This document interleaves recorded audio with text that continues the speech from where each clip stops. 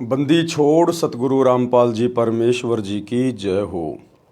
परमपिता परमात्मा सारी सृष्टि के रचनहार कुल मालिक असंख्य ब्रह्मांडों के स्वामी जगत गुरु तीनों लोकों में प्रवेश करके सबका भरण पोषण करने वाले राजाधिराज आत्माधार नाथों के नाथ देवों के देव महादेव सर्वेश्वर महेश्वर मृत्युंजय अजरो अमर आदि अनादि सनातनी प्रभु जगत पिता जगदीश्वर श्री श्री 1008 की उपाधि के वास्तविक अधिकारी अकाल मूरत सौद स्वरूपी राम वासुदेव सर्वगतम ब्रह्म परम पूज्य प्रथम पूज्य परम संत परम पुरुष परम धनी परम दयालु सत्य कबीर हक्का कबीर अल्लाह अकबर बाखबर अल्लाह ताला जगत के तारणहार जगत के मुक्तिदाता जगत के जगन्नाथ हारे के सहारे हिंदुओं के राम मुसलमानों के अल्लाह सिखों के वाहिगुरु ईसाइयों के मसीह दया के सागर दयानिधि करुणा के सागर करुणानिधि स्वयंभू परिभू संकट मोचन कष्ट हरण मंगल करण दुख भंजन अविगत कबीर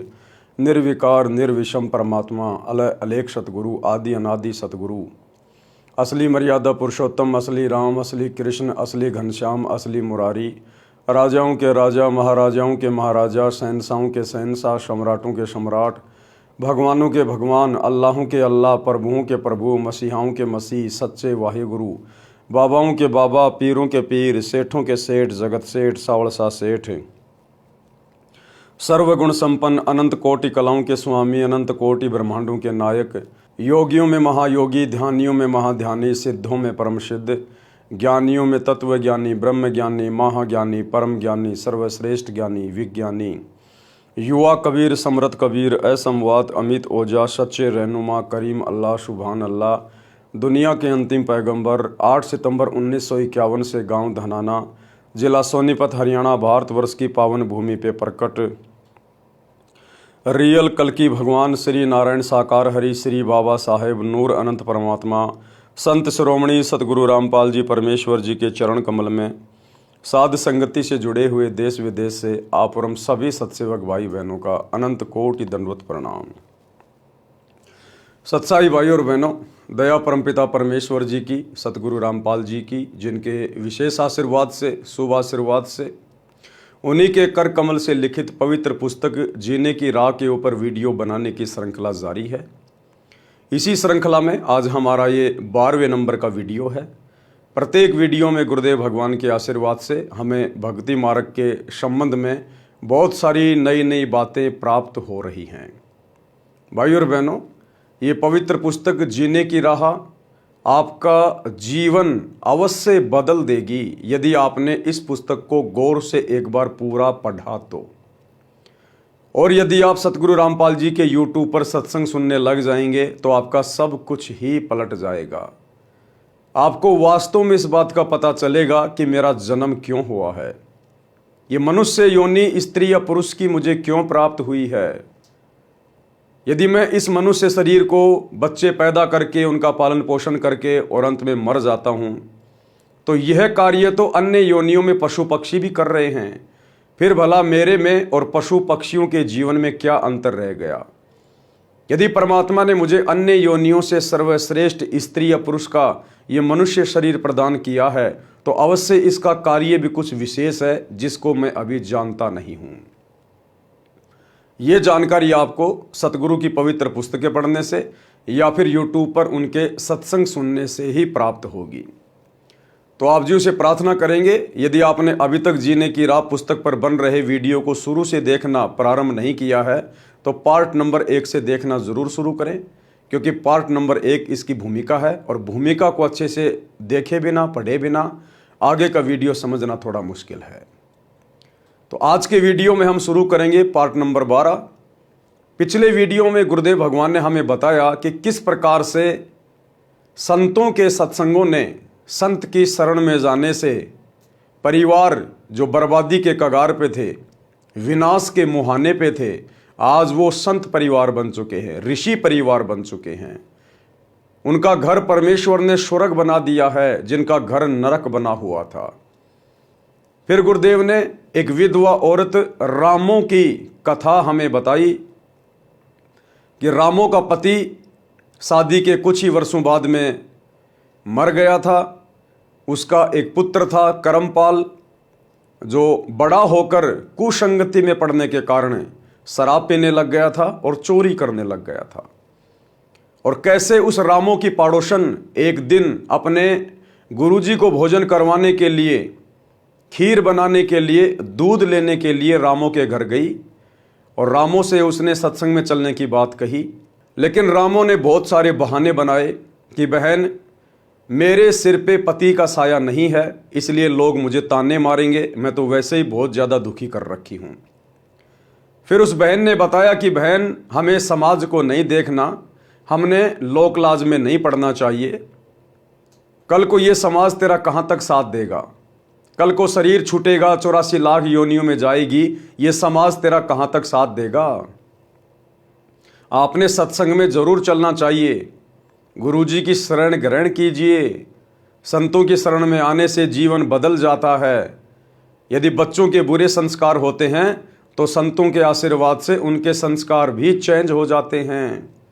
हो सकता है तेरा बेटा भी सुधर जाए यदि गुरुजी का आशीर्वाद मिल जाए तो।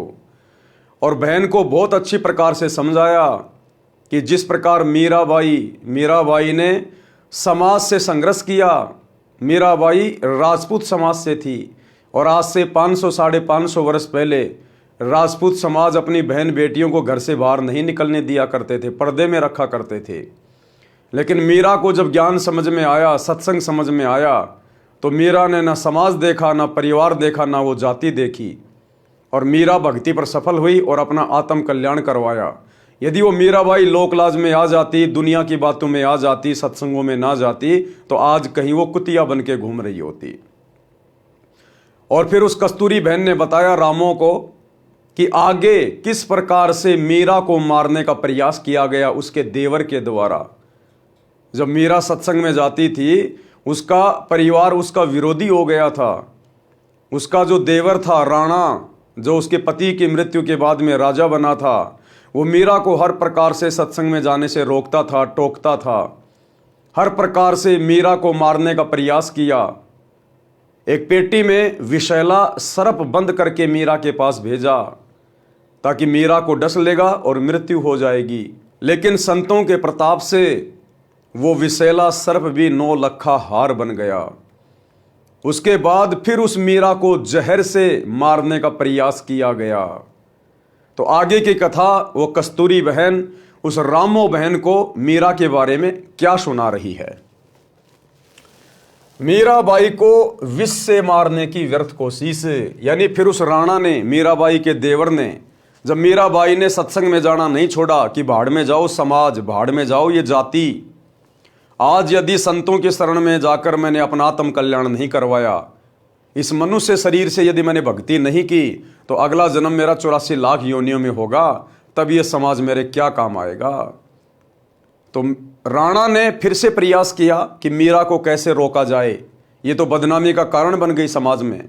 तो एक सपेरे से जहर मंगवाया मीराबाई को पिलाकर मारने के लिए। मीराबाई को विष से मारने की व्यर्थ कोशिश। एक सपेरे से कहा कि भयंकर विष ला दे जिसे जीभ पर रखते ही व्यक्ति मर जाए। ऐसा विष लाया गया।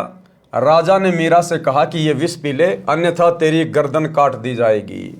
मीरा का देवर एक हाथ में तलवार लेके खड़ा है, एक हाथ में वो जहर का प्याला लेके खड़ा है और कह रहा है या तो जहर पी ले, अन्यथा आज तेरी गर्दन काटूंगा। तो मीराबाई ने सोचा गर्दन काटेगा तो दर्द होगा, मारना तो इसने है ही, क्यों ना मैं जहर पी लेती हूं। तो मीराबाई ने अपने परमात्मा को याद करके और वो जहर का प्याला पी लिया। और आगे फिर क्या होता है। मीरा ने सोचा कि गर्दन काटने से तो पीड़ा होगी, विष पी लेती हूं। मीरा ने विष का प्याला परमात्मा को याद करके पी लिया, लेकिन उन्हें कुछ नहीं हुआ। सपेरा बुलाया और उससे कहा कि यह नकली विष लाया है। सपेरे ने कहा कि वह प्याला कहाँ है।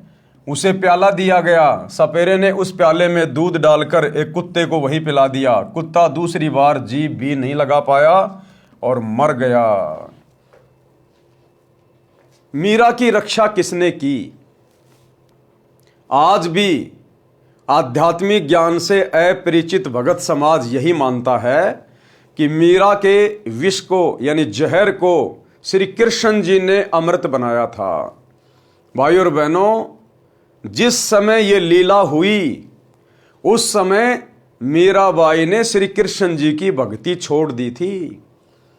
मीराबाई को पता चल गया था कि श्री कृष्ण जी पूर्ण परमात्मा नहीं है। श्री कृष्ण जी की भक्ति करने से ये जीव 84 लाख योनियों के कष्ट से छुटकारा प्राप्त नहीं कर सकता।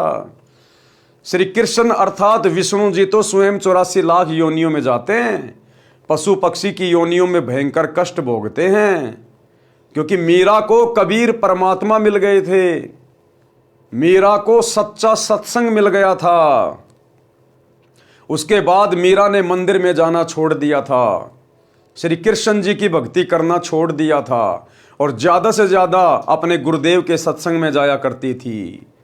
मीरा को कबीर जी ने रविदास जी से उपदेश दिलवा दिया था। अन्यथा भाइयों और बहनों, विचार करने की बात है, यदि मीराबाई के जहर को श्री कृष्ण जी ने ही अमृत बनाया होता तो श्री कृष्ण जी की खुद जहरीले तीर से मृत्यु नहीं होती।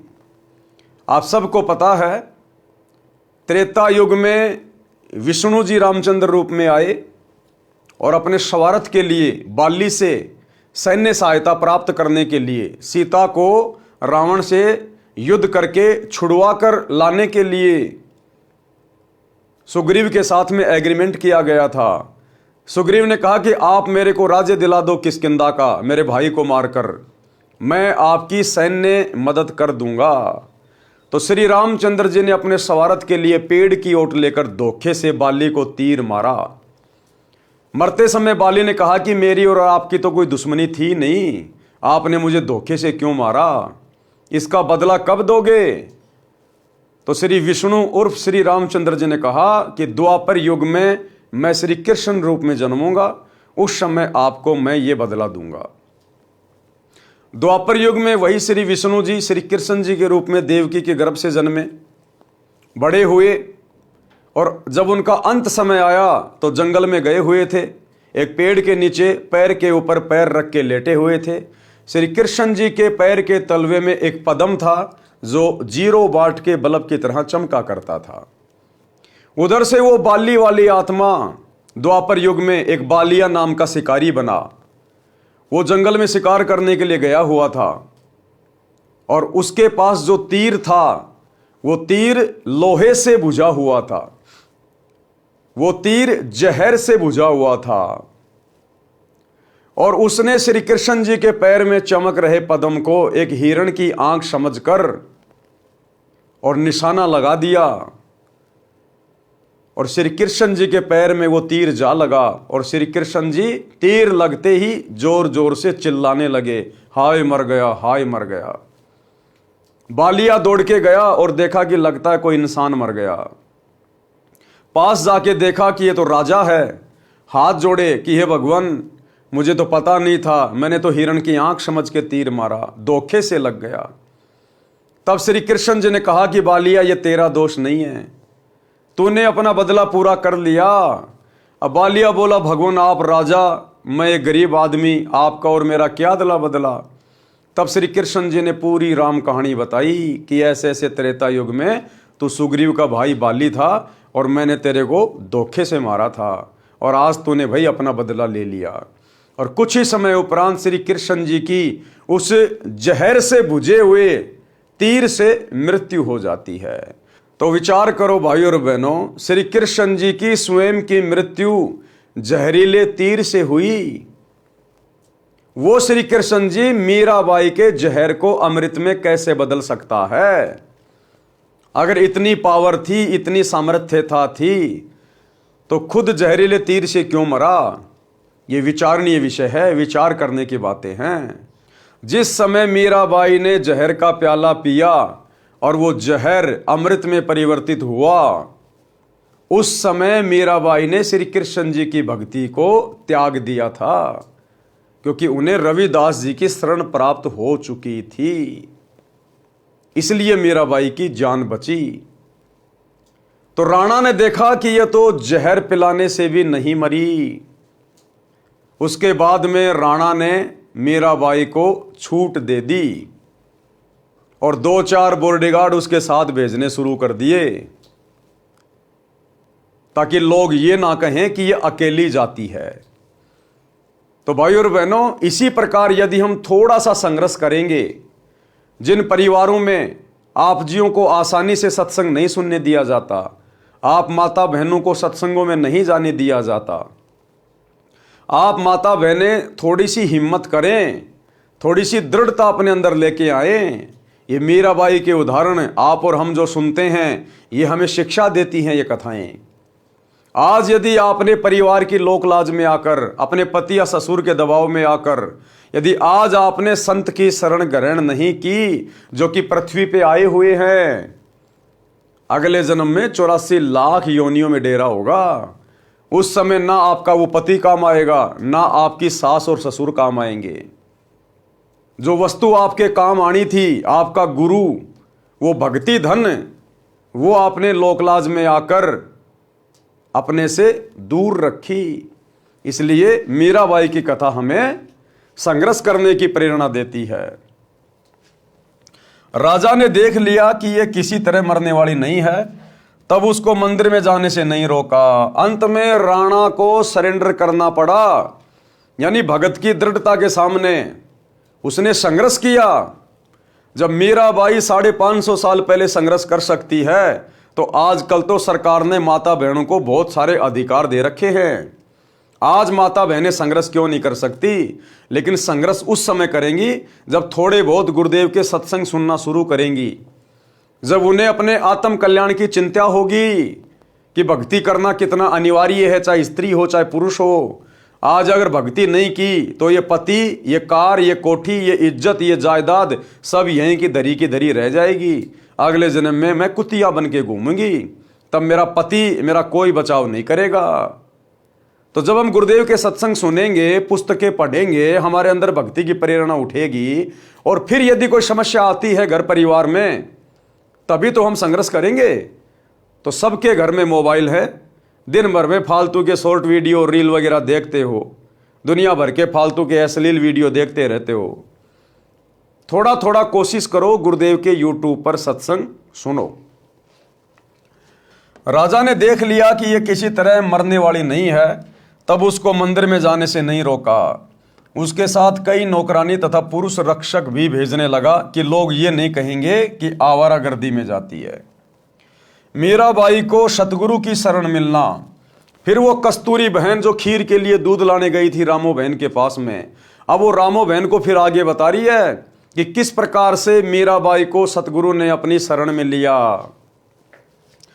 जिस श्री कृष्ण जी के मंदिर में मीराबाई पूजा करने जाती थी, उसके रास्ते में एक छोटा बगीचा था, उसमें कुछ घनी छाया वाले वृक्ष भी थे। उस बगीचे में परमेश्वर कबीर जी तथा संत रविदास जी सत्संग कर रहे थे। सुबह के लगभग 10 बजे का समय था। मीरा जी ने देखा कि यहां परमात्मा की चर्चा या कथा चल रही है। कुछ देर सुनकर चलते हैं। परमेश्वर कबीर जी ने सत्संग में संक्षिप्त सृष्टि रचना का ज्ञान सुनाया।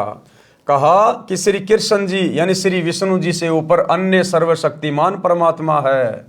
जन्म मरण समाप्त नहीं हुआ तो भक्ति करना न करना एक समान है। जन्म मरण तो श्री कृष्ण जी अर्थात श्री विष्णु जी का भी समाप्त नहीं है, उनके पुजारियों का कैसे होगा? जैसे हिंदू संत जन कहते हैं कि गीता का ज्ञान श्री कृष्ण अर्थात श्री विष्णु जी ने अर्जुन को बताया। गीता ज्ञान दाता गीता अध्याय 2 श्लोक 12, अध्याय 4 श्लोक 5, अध्याय 10 श्लोक 2 में स्पष्ट कर रहा है कि हे अर्जुन, तेरे और मेरे बहुत जन्म हो चुके हैं, तू नहीं जानता, मैं जानता हूं। इससे स्वयं सिद्ध है कि श्री कृष्ण जी का भी जन्म मरण समाप्त नहीं है, यह अविनाशी नहीं है। इसलिए गीता अध्याय 18 श्लोक 62 में गीता बोलने वाले ने कहा है कि हे भारत, तू सर्वभाव से उस परमेश्वर की शरण में जा, तू सर्वभाव से उस परमेश्वर की शरण में जा। उस परमेश्वर की कृपा से ही तू सनातन परम धाम को तथा परम शांति को प्राप्त होगा। गीता बोलने वाला भगवान अर्जुन को कह रहा है अध्याय 18 श्लोक 62 में कि हे भारत, तू सर्वभाव से उस परमेश्वर की शरण में जा जिसकी शरण में जाने से तू परम शांति को और सनातन परम धाम को प्राप्त होगा। यानी गीता बोलने वाले भगवान ने अपनी भक्ति को कैंसिल कर दिया कि मेरी भक्ति करने से जन्म मरण का रोग नहीं कटेगा, मेरी भक्ति करने से तुझे वो परम सनातन धाम जहां जाने के बाद वापस जन्म मरण में नहीं आना होता, तुझे वो प्राप्त नहीं हो सकता। मेरी भक्ति करते रहने से तेरे को परम शांति नहीं मिल सकती। अगर दुनिया ये सोचती है कि श्री कृष्ण जी ने गीता जी का ज्ञान कहा है, तो श्री कृष्ण जी ने अपनी खुद की भक्ति को रिजेक्ट कर दिया कि अर्जुन, मेरी भक्ति से तुझे कुछ नहीं मिलने वाला। उस परमेश्वर की शरण में जा, और उस परमेश्वर की शरण में गीता अध्याय 4 श्लोक 34 में कहा है कि वो तत्वदर्शी संत बताएगा वो परमेश्वर कौन है, परमात्मा कौन है, उसकी भक्ति क्या है, वो कैसे मिलेगा। और भाई वो तत्वदर्शी संत वर्तमान में धरती पर सतगुरु रामपाल जी के रूप में प्रकट है, जो उस समय श्री कृष्ण जी को भी नहीं मिला। आज आप और हमारा सौभाग्य परमात्मा धरती पे प्रकट है।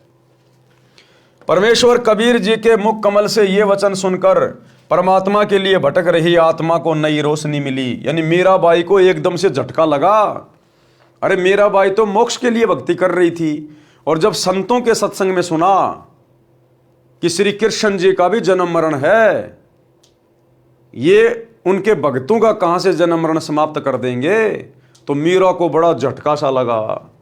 सत्संग के उपरांत मीराबाई जी ने प्रश्न किया कि हे महात्मा जी, आपकी आज्ञा हो तो शंका का समाधान करवाऊं। कबीर जी ने कहा कि प्रश्न करो बहन जी। प्रश्न, हे महात्मा जी, आज तक मैंने किसी से नहीं सुना कि श्री कृष्ण जी से ऊपर भी कोई परमात्मा है। आज आपके मुख से सुनकर मैं दोराहे पर खड़ी हो गई हूं। मैं मानती हूं कि संत झूठ नहीं बोलते। परमेश्वर कबीर जी ने कहा कि आपके धार्मिक अज्ञानी गुरुओं का दोष है, जिन्हें स्वयं ज्ञान नहीं कि आपके सदग्रंथ क्या ज्ञान बताते हैं। देवी पुराण के 3 स्कंद में श्री विष्णु जी स्वयं स्वीकारते हैं कि मैं विष्णु ब्रह्मा तथा शंकर नाशवान हैं। हमारा आविर्भाव यानी जन्म तथा तिरोभाव यानी मृत्यु होता रहता है। मीराबाई बोली कि हे महाराज जी, भगवान श्री कृष्ण मुझे साक्षात दर्शन देते हैं, मैं उनसे संवाद करती हूँ। कबीर जी ने कहा कि हे मीराबाई जी, आप एक काम करो, भगवान श्री कृष्ण जी से ही पूछ लेना कि आपसे ऊपर भी कोई मालिक है। वे देवता हैं, कभी झूठ नहीं बोलेंगे। मीराबाई को लगा कि वह पागल हो जाएगी यदि श्री कृष्ण जी से भी ऊपर कोई परमात्मा है तो। रात्रि में मीरा जी ने भगवान श्री कृष्ण जी का आह्वान किया। त्रिलोकीनाथ प्रकट हुए। मीरा ने अपनी शंका के समाधान के लिए निवेदन किया कि हे प्रभु, क्या आपसे ऊपर भी कोई परमात्मा है?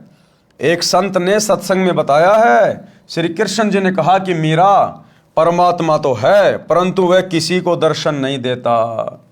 हमने बहुत समाधि व साधना करके देख ली है, क्योंकि ये भी आत्माएं हैं। ब्रह्मा विष्णु महेश भी आत्मा है, परमात्मा नहीं है। इनको भी परमात्मा की चाहत है, और इन्होंने भी बहुत बार समाधि लगा लगा के ध्यान साधना कर करके कोशिश की, लेकिन इनको तत्वदर्शी संत प्राप्त नहीं हैं। और जिस विधि से परमात्मा मिलता है, उनके दर्शन होते हैं, उस विधि के अलावा आप चाहे कितना ही प्रयास कर लो, कितनी कठिन साधना या तप कर लो, परमात्मा नहीं मिल सकता।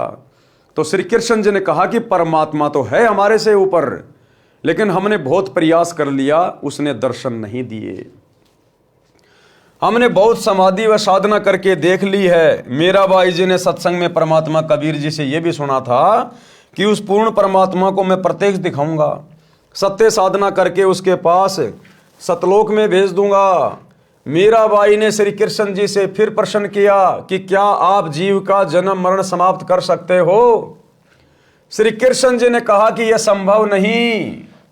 कबीर जी ने कहा था कि मेरे पास ऐसा भक्ति मंत्र है जिसे जन्म मरण सदा के लिए समाप्त हो जाता है। वह परम धाम प्राप्त होता है, जिसके विषय में गीता अध्याय 15 श्लोक 4 में कहा है कि तत्व ज्ञान तथा तत्वदर्शी संत की प्राप्ति के पश्चात परमात्मा के उस परम पद की खोज करनी चाहिए जहां जाने के पश्चात साधक फिर लौटकर संसार में कभी नहीं आते। उसी एक परमात्मा की भक्ति करो। मीराबाई ने कहा कि हे भगवान श्री कृष्ण जी, संत जी कह रहे थे कि मैं जन्म मरण समाप्त कर देता हूं, अब मैं क्या करूं, मुझे तो पूर्ण मोक्ष की चाहत है। श्री कृष्ण जी बोले कि मीरा, आप उस संत की शरण ग्रहण करो। श्री कृष्ण जी ने क्या कहा, अपना कल्याण कराओ। मुझे जितना ज्ञान था वह बता दिया। मीरा अगले दिन मंदिर नहीं गई, सीधी संत जी के पास अपनी नौकरानियों के साथ गई तथा दीक्षा लेने की इच्छा व्यक्त की तथा श्री कृष्ण जी से हुई वार्ता भी संत कबीर जी से साझा की। उस समय छुआछात चरम पर थी। ठाकुर लोग अपने को सर्वोत्तम मानते थे। परमात्मा मान बढ़ाई वाले प्राणी को कभी नहीं मिलता। मीराबाई की परीक्षा के लिए कबीर जी ने संत रविदास जी से कहा कि आप मीरा राठौड़ को प्रथम मंत्र दे दो, ये मेरा आपको आदेश है। संत रविदास जी ने आज्ञा का पालन किया। संत कबीर परमात्मा जी ने मीरा से कहा कि बहन जी, वो बैठे संत जी, उनके पास जाकर दीक्षा ले ले। बहन मीरा जी तुरंत रविदास जी के पास गई और बोली, संत जी दीक्षा देकर कल्याण करो। संत रविदास जी ने बताया कि बहन जी, मैं चमार जाति से हूं। यानी मीराबाई का अंतःकरण चेक करना चाहते थे कि ये ठाकुरों की लड़की है, कल को समाज पता नहीं इसको क्या क्या कहेगा। और उसके बाद यदि नाम दीक्षा लेने के बाद इसने अपने गुरुजी में दोष देख लिया तो फिर ये पाप की भागी बन जाएगी। तो रविदास ने कहा कि बहन जी, मैं चमार जाति से हूं, आप ठाकुरों की बेटी हो, आपके समाज के लोग आपको बुरा भला कहेंगे, जाति से बाहर कर देंगे, आप विचार कर लें। मीराबाई अधिकारी आत्मा थी, परमात्मा के लिए मर मिटने के लिए सदा तत्पर रहती थी। बोली, संत जी आप मेरे पिता, मैं आपकी बेटी, मुझे दीक्षा दो, भाड़ में पड़ो समाज, कल को कुतिया बनूंगी तब ये ठाकुर समाज मेरा क्या बचाव करेगा। सत्संग में बड़े गुरुजी कबीर जी ने बताया है कि कबीर कुल करनी के कारण हंसा गया भिगोई, तब ये कुल क्या कर लेगा जब तू 4 पांव का होए। ये शरीर छूटने के बाद जब 84 लाख योनियों में जाएंगे और बैल का या गधे का या कुत्ते का जीवन मिलेगा, और जब यहाँ पर घूमता फिरूंगा, हांडता फिरूंगा, लोगों के लट खाते फिरूंगा, उस समय ये समाज मेरा क्या बचाव करेगा। मेरा बचाव तो गुरु ने करना है, सच्ची भक्ति ने करना है। इसलिए बाढ़ में जाओ समाज, मैंने तो अपना आत्म कल्याण करवाना है। शब्दार्थ, कबीर परमेश्वर जी सतर्क कर रहे हैं कि हे भगत, जो कुल परिवार व समाज की शर्म के कारण भक्ति नहीं करते, कहते हैं कि घर परिवार वाले व संसार के व्यक्ति मजाक करेंगे कि नाम दीक्षा लेकर दंडवत प्रणाम करते हो, अन्य देवी देवताओं की पूजा नहीं करते हो, श्राद्ध पिंडदान नहीं करते हो, तुम्हें शर्म आनी चाहिए। उन्होंने अपना मानव जीवन नष्ट कर लिया। भक्ति न करने से जब 4 पैर के पशु यानी गधे, कुत्ते, सुअर, बैल आदि बनोगे, तब ये कुल व संसार के व्यक्ति क्या बचाव करेंगे। भक्ति ने बचाव करना था, वह की नहीं, इसलिए भक्ति करो। इसलिए भाई सच्चे सतगुरु की शरण में आके भक्ति शुरू कर दीजिए। भक्ति बहुत आवश्यक है। ये मनुष्य शरीर स्त्री या पुरुष का केवल हमें भक्ति के लिए मिलता है। संत रविदास जी उठकर संत कबीर जी के पास गए और सब बात बताई। परमात्मा बोले कि देर ना कर, ले आत्मा को अपने शरण में। उसी समय संत रविदास जी ने बहन मीरा को प्रथम मंत्र केवल 5 नाम दिए। ये 5 नाम शरीर में बने कमलों को खोलने वाले हैं, राधा स्वामी पंथ वाले नहीं हैं तथा ना दामाखेड़ा गद्दी वाले से दिए जाने वाले हैं। उनसे भिन्न मोक्ष में सहयोगी मंत्र हैं। मीराबाई को बताया कि ये इनकी पूजा नहीं है, इनकी साधना है। इनके लोक में रहने के लिए, खाने पीने के लिए जो भक्ति धन चाहिए वो इन मंत्रों से ही मिलता है।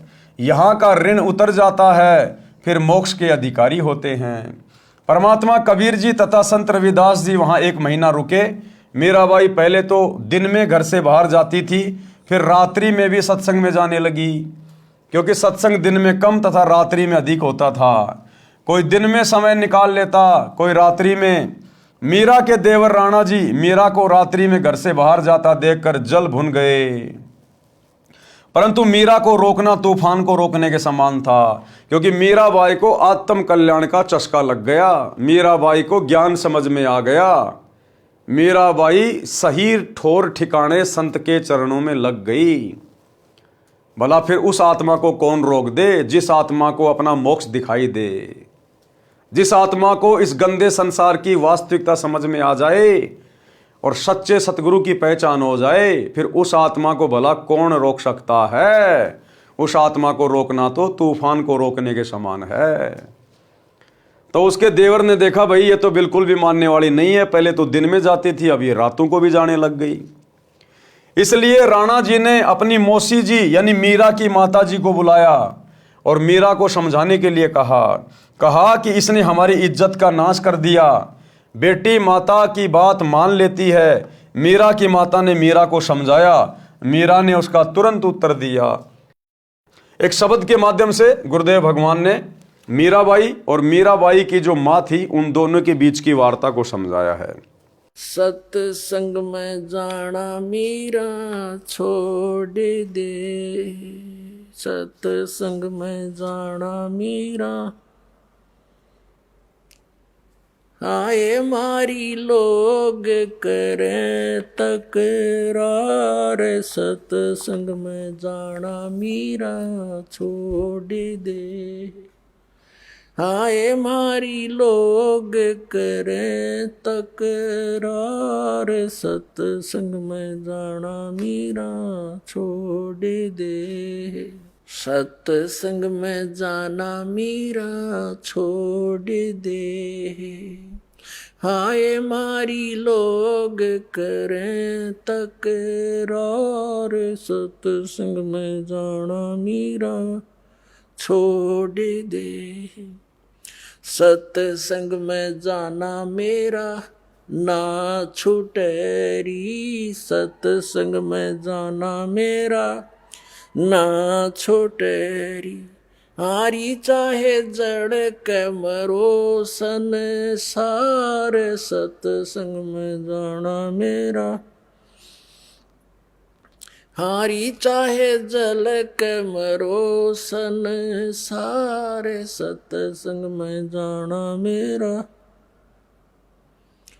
थारे सत्संग के राह में है, थारे सत्संग के राह में है, आए वहाँ पर रहते हैं काले नाग, कोई कोई नाग तन डस लेवे, आए वहाँ पर रहते हैं काले नाग, कोई कोई नाग तन डस लेवे, जब गुरु जी की मेरे फेरी, जब गुरुओं की मेरे फेरे, आरी वस गंडे वे बने जाव, सत्संग में जाना मेरा ना छूटेरी, हारी व तो सरप गंडे वे बने जाव, सत्संग में जाना मेरा,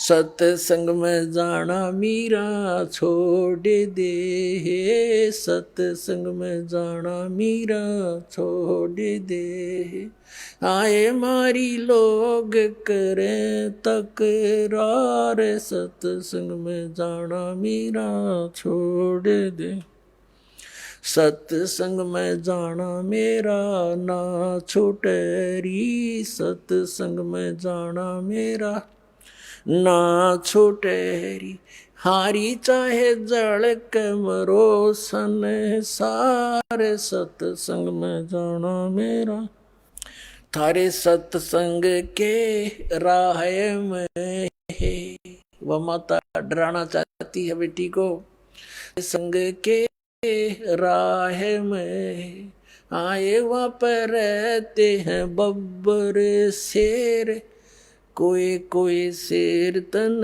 खा लेवे, कोई कोई शेर तन खा लेवे, जब गुरु जी की मेहर होवेरी, जब सतगुरु जी की मेहर होवेरी।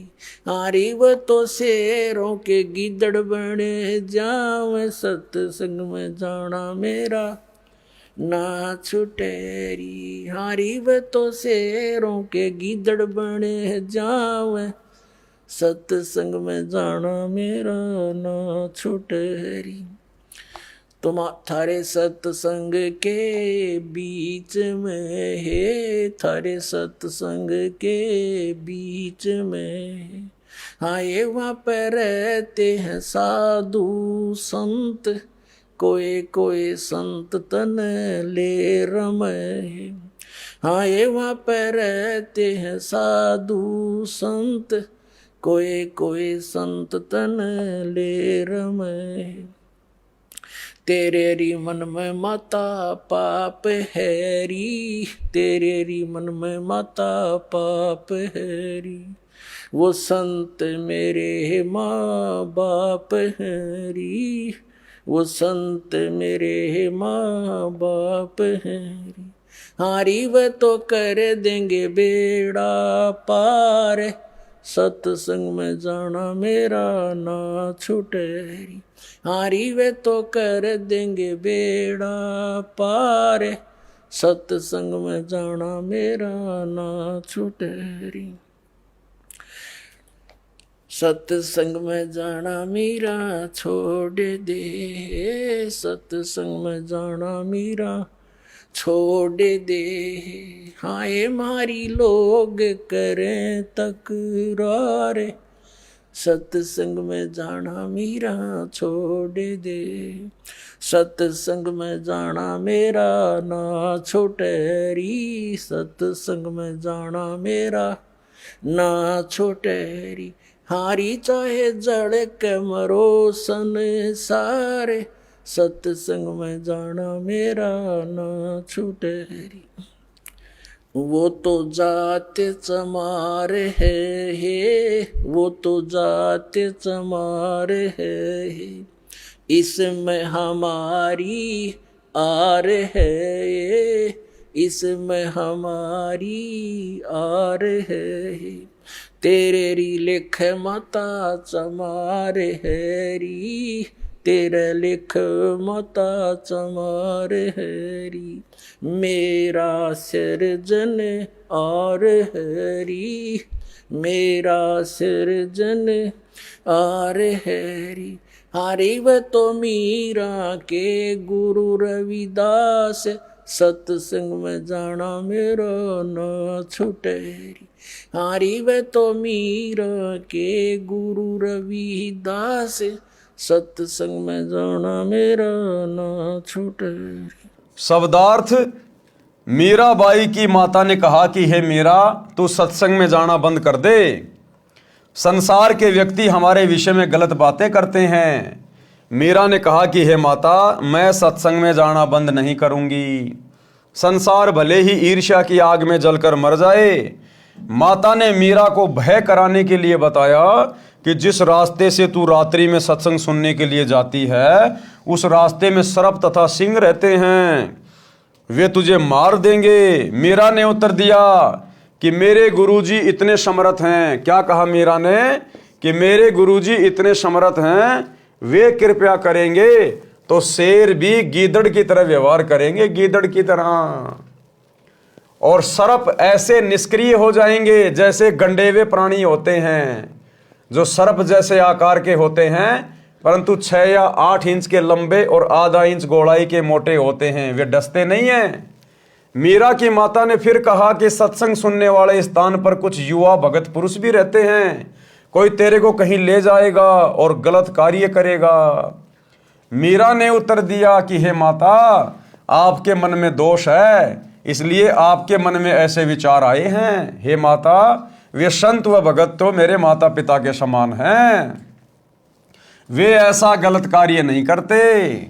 मीरा की माता ने छुआछात के कारण मीरा को रोकना चाहा और कहा कि हे मीरा, तेरा गुरु रविदास तो अनुसूचित जाति का चमार है, इससे हम राजपूतों की बेइज्जती हो रही है।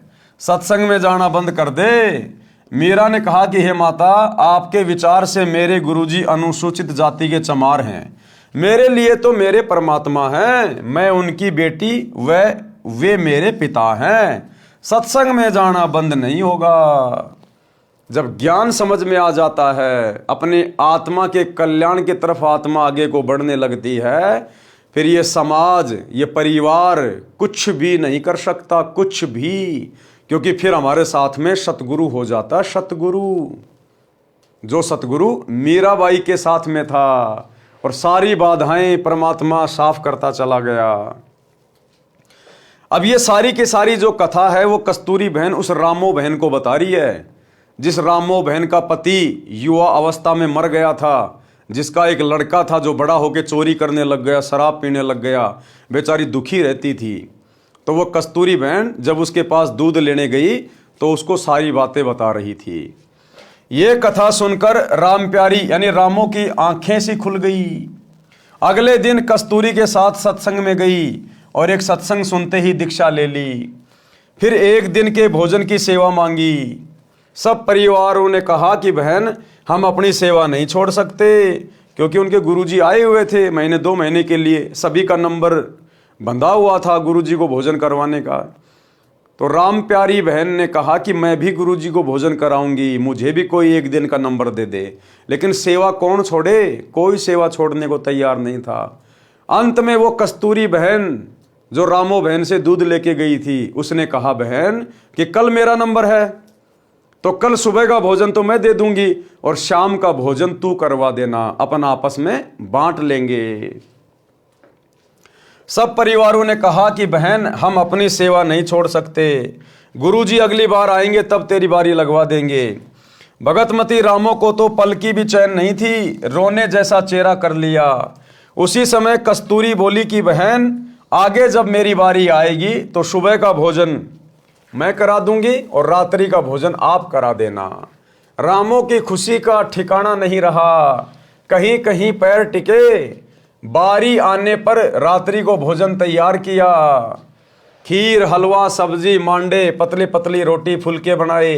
परंतु लीला सतगुरु की, क्योंकि परमात्मा तो अंतर्यामी है ना। संत शरण में आने से आई टले बला, जय मस्तक में सूली हो, कांटे में टल जा।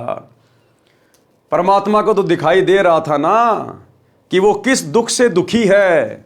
उसका इकलौता बेटा बिगड़ गया है और अब उसका इकलौता बेटा बिल्कुल मौत के मुहाने पे है, मौत के मुहाने पे। क्योंकि जिस रात्रि रामोबाई ने अपने गुरुजी को भोजन करवाना था, उसी रात्रि रामोबाई के लड़के ने अपने दोस्तों के साथ राजा के महल में रानियों के गहने चोरी करने के लिए जाना था और उस दिन वो पकड़ा जाना था और उसको फांसी की सजा टूटनी थी, सूली की सजा। लेकिन रामो बहन के सत्संग में जाने से परमात्मा ने उसके परिवार की भी रक्षा की, उसके परिवार की भी रक्षा। इसलिए सच्चे सतगुरु के सत्संगों की, उनकी शरण की आवश्यकता पड़ती है। कैसे किया मालिक ने। परंतु लीला सतगुरु की, रामो को तेज बुखार हो गया, शरीर अंगार की तरह जलने लगा, एक कदम भी चलने की हिम्मत नहीं रही। उसी समय रामो का लड़का आ गया। बहन रामो ने कहा कि बेटा, आज मेरा एक काम कर दे, तेरा जिंदगी भर एहसान नहीं भूलूंगी। बेटा, मैंने गुरु बनाया है, आज रात्रि का भंडारा तेरी ताई भगतमती कस्तूरी की बारी से मांग कर लिया है। बेटा देख, मेरे को तेज बुखार हो गया है, बदन आग की तरह जल रहा है, चलने की हिम्मत नहीं है। लड़का बोला कि मुझे समय नहीं है, क्योंकि लड़के को तो चोरी करने के लिए जाना था। अब माँ को पता नहीं था ये निकम्मा चोरी भी करने लग गया। लड़का बोला कि मुझे समय नहीं है, मैं ना देख कर आऊं भोजन आश्रम में। माताजी, आप उस आश्रम में ना जाया करो, मुझे आपके बारे में बहुत कुछ सुनना पड़ता है। यह सुनकर भगतमती रामो फूट फूट कर रोने लगी। लड़के को दया आई, परंतु झुंझलाकर बोला, कहाँ है भोजन, दे आता हूं। रामो बहन तुरंत उठी और सब भोजन दे दिया। लड़का उस भोजन को एक तसले में रखकर आश्रम में ले गया। रामो गुरुजी से बार बार निवेदन करती थी कि गुरुजी, लड़का नशा करता है, घर की ठोर बिटोड़ा कर रखा है, बात नहीं मानता उसको भी शरण में ले लो। अगले दिन लड़के को आश्रम में देखकर अन्य भगत तथा भगतमती कहने लगे कि गुरुजी ने सुन ली रामो दुखिया की, बेटा स्वयं भोजन लेकर आ गया। गुरुजी को पता चला तो हर्ष हुआ कि बेटी रामो बस गई, यानी अब उसका घर सुरक्षित हो गया, घर उसका सुरग बन गया क्योंकि उसका बेटा आ गया। सुन ली भगवान ने। लड़का बोला महाराज जी मेरी माता जी को जवर हो गया है, मैं भेजा हूं, भोजन करो। संत जी भोजन के लिए बैठ गए और सोचा लड़का पहली बार आया है, कुछ ज्ञान सुना दूं। संत जी ने कहना शुरू किया कि बेटा माता पिता की सेवा करनी चाहिए, उनकी आज्ञा का पालन करना चाहिए, मोक्ष के लिए गुरु बनाकर सत्य भक्ति करनी चाहिए। नशे ने तो बड़े बड़े घर उजाड़ दिए। लड़का तो जला भुना बैठा था, उसे तो पल पल की देरी महसूस हो रही थी क्योंकि उस रात्रि में उसने अपने साथी चोरों के साथ राजा के घर में चोरी करने जाना था। रात्रि के 12 बजे नगर से बाहर मंदिर में इकट्ठा होकर चोरी करने जाना था। उनकी कल्पना थी कि रानियों के महंगे महंगे हार होते हैं, वे चुरा कर लाएंगे, माला माल हो जाएंगे। इसलिए लड़का संत जी से बोला कि बाबा जी जल्दी भोजन खा ले, मुझे शिक्षा की आवश्यकता नहीं है। संत जी को अच्छा सा नहीं लगा, मन में विचार किया कि रामो वास्तव में दुखी है इस शैतान से। खाना खाते ही बिना बर्तन धोए बर्तन उठाकर चल पड़ा नगर की ओर। आधे रास्ते से अधिक तय करने के पश्चात उसके पैर में मोटी सूल कीकर का कांटा लग गई। पैर में बहुत पीड़ा हुई, चलने में भी कठिनाई हुई। जैसे तैसे घर आया, आंगन में बर्तन पटक कर लगा अपनी माता को उलाहने देने। आज ही तेरे गुरुजी के दर्शन किए, आज ही मेरे भाग फूट गए, मेरे पैर में कांटा लग गया, मैं चलने लायक भी नहीं रहा। क्योंकि उसको तो दुख हो रहा था ना कि तेरे यार दोस्त तो आज रानियों के महंगे महंगे गहने चुरा के लाएंगे, वो तो माला माल हो जाएंगे, तेरे पैर में कांटा चुभ गया, तू जान नहीं पाएगा। तो वो सोच रहा था मुझे बहुत बड़ा नुकसान हो गया। बोला मैं तो आज ही गया था तेरी गुरुजी के आश्रम में, मेरे तो भाग फोड़ दिए उसने, और बता नहीं रहा कि मैं चोरी करने जा रहा था। आज के पश्चात आश्रम की ओर मुख करके भी ना सोऊं। रामो का बुखार हल्का हो चुका था। जल्दी से उठी और कांटा लगे पैर को धोया। उसके पैर तेल की गाद यानी तेल के नीचे जमा मैल को कपड़े से बांध दिया और सुबह कांटा निकलवाने की योजना बनाई। लड़का अपनी माता से बहुत लड़ा, ओछी मंदी बातें भी कही क्योंकि लड़के करमपाल को तो चोरी में शामिल न होने के कारण बड़ी हानि हुई लग रही थी। जैसे तैसे सुबह हुई, लड़के का कांटा निकलवा दिया। माता रामो घर के कार्य में लग गई। कुछ देर में एक बैंड बाजा बजता हुआ आया।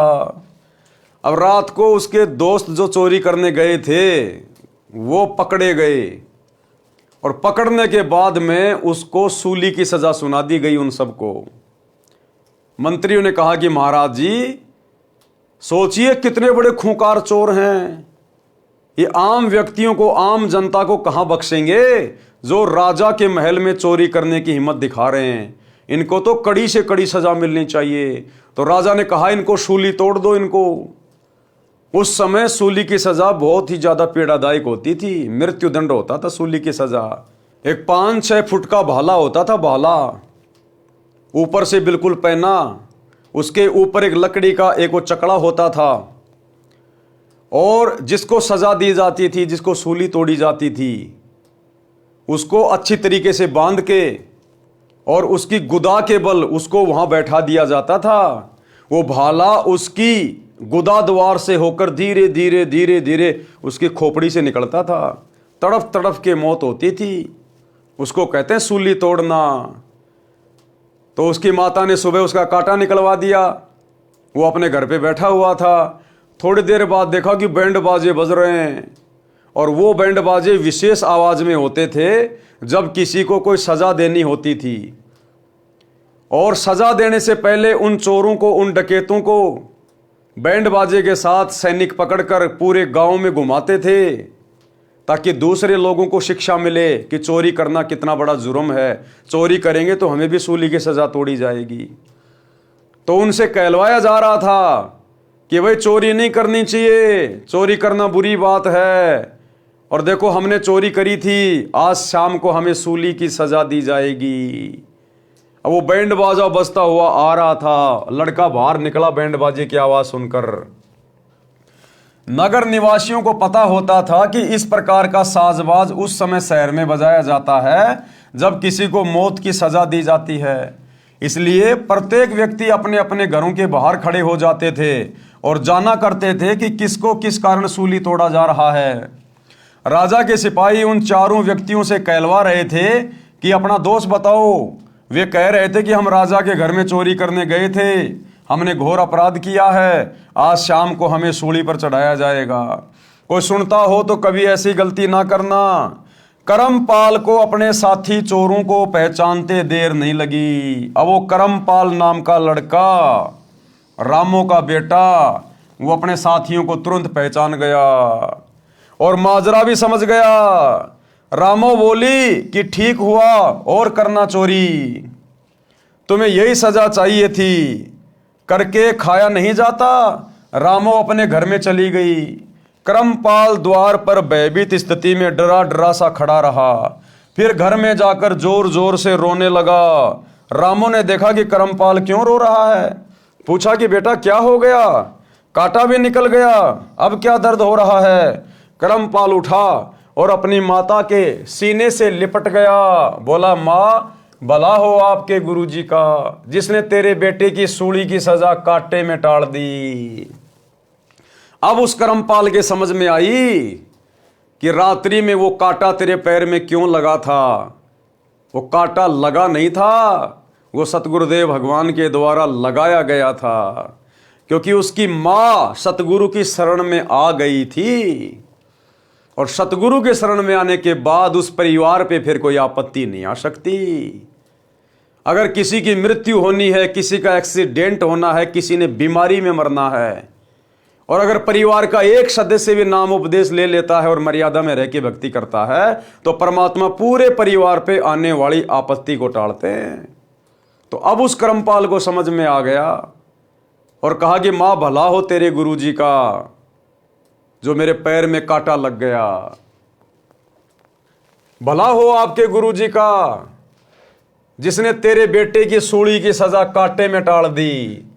माँ आज तेरा बेटा सूली चढ़ना था, माँ आप कैसे जीवित रहती।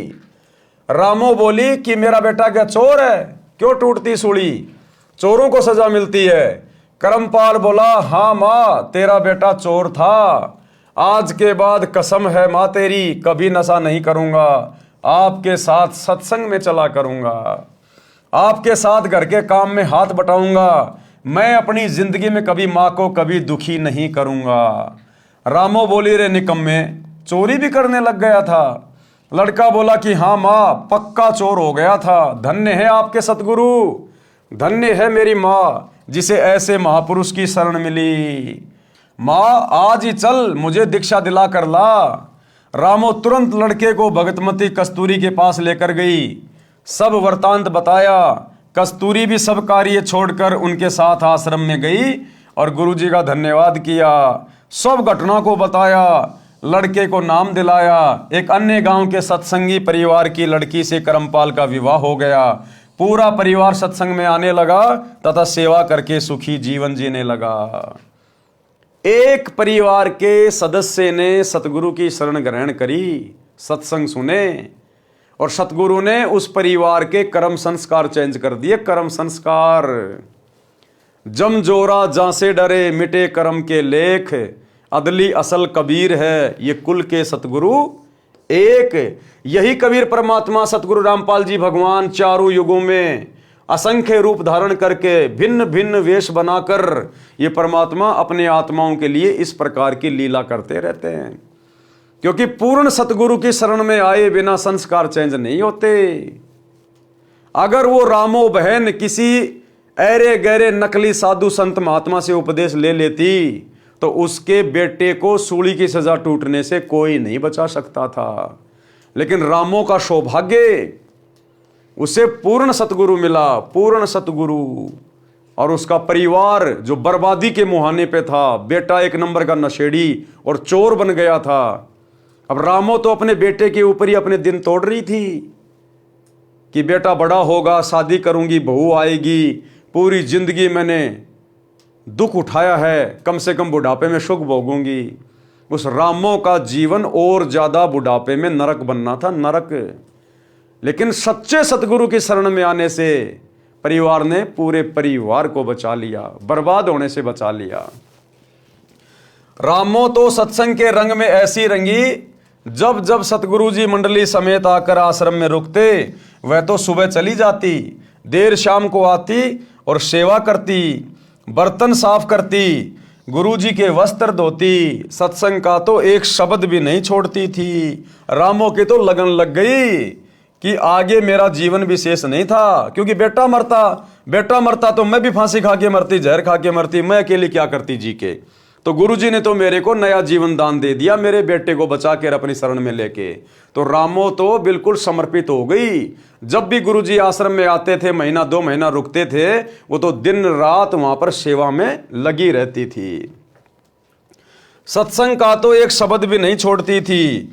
एक समय सर्दी का मौसम था। अब एक समय क्या हुआ, सर्दी का मौसम था, सुबह 10 बजे सत्संग शुरू हुआ। गुरुजी ने रामो से कहा कि बेटी वस्त्र धोला, नदी पर धूप थोड़ी देर रहती है, सत्संग के बाद जाएगी तो वस्त्र सूख नहीं पाएंगे।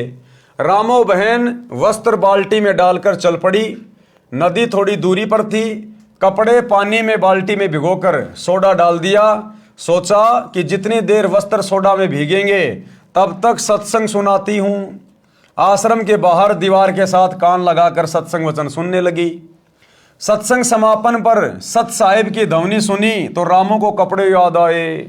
यानी वो तो बेचारी सत्संग में मगन हो गई, उसको पता ही नहीं चला कि मैंने कपड़े भी धोने हैं, और सर्दी का मौसम है, बाद में सूखेंगे नहीं। तो लगभग शाम हो गई, 2-3 बज गए। अब वो कब कपड़े धोती, कब वो कपड़े सूखते।